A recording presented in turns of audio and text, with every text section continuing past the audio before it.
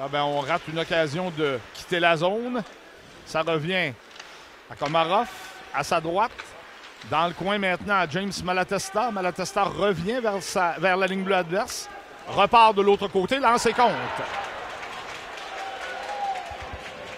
Alors l'Océanique a eu 2 belles chances de dégager. N'y est pas parvenu et il ne faut pas donner trop d'occasions à l'adversaire quand il est de cette qualité. Alors avec 10 minutes 30 à faire en première période, Québec prend les devants 1-0. A mentionné Michel à 2 occasions, l'Océanique aurait pu quitter le territoire, dégager la rondelle à l'autre bout. On n'y est pas. For friends in the Maritimes, Newfoundland and Ontario, we have the first score for you tonight with 10:30 to play in the first period. Quebec took the lead 1-0. Quebec 1, l'Océanique nothing.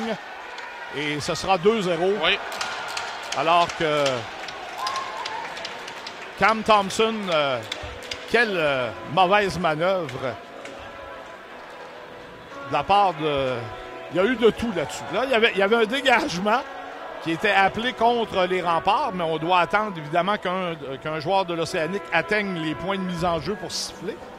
Et finalement, la rondelle a touché le gardien Amorla. Alors, ça annulait le dégagement.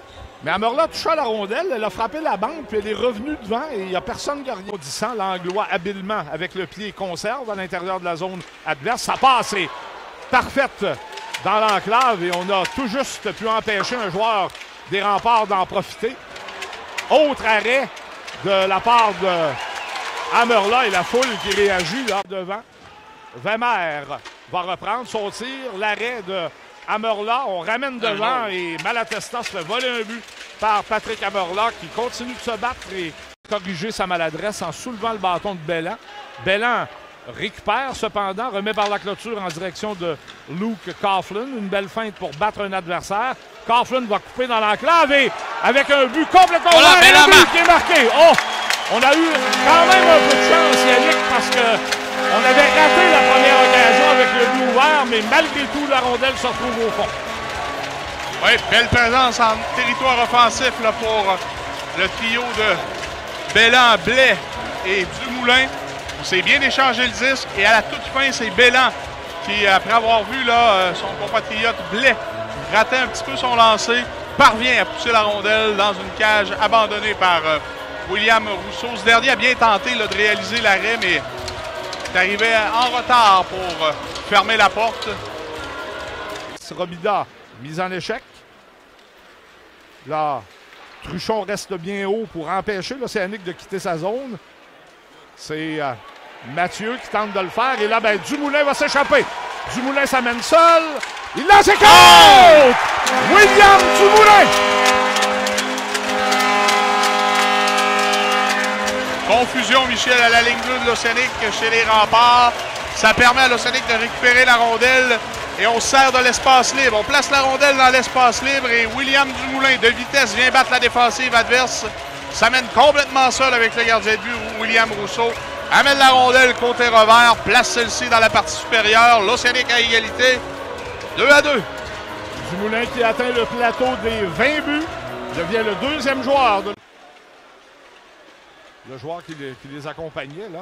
Oh, une belle poussée, là, pour Aguilar. Il lance l'arrêt du gardien.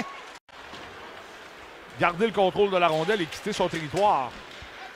La Saint-Denis ne peut conserver à l'intérieur de la zone adverse. Et là, ben, c'est Roy qui va tenter de s'échapper. Et quel but facile. Oh, quelle manœuvre. Oui.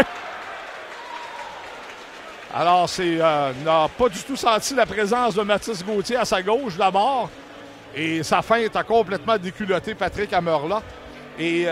je t'en avais pas parlé dans l'avant-match, Yannick, mais ça m'est passé par la tête. Mais dans à peu près tous les matchs cette année entre les deux clubs, c'était 1-0, c'est venu 2-1 pour l'autre côté. Ou c'était 2-0 d'un côté, c'est venu 2-2, puis tout ça.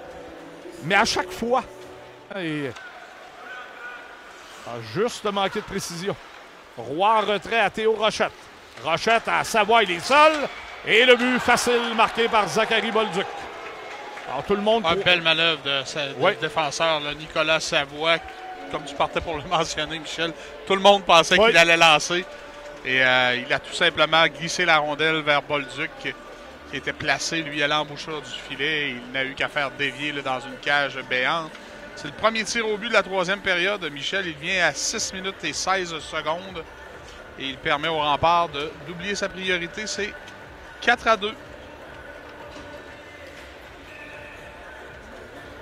Lyon dans le coin, bataille.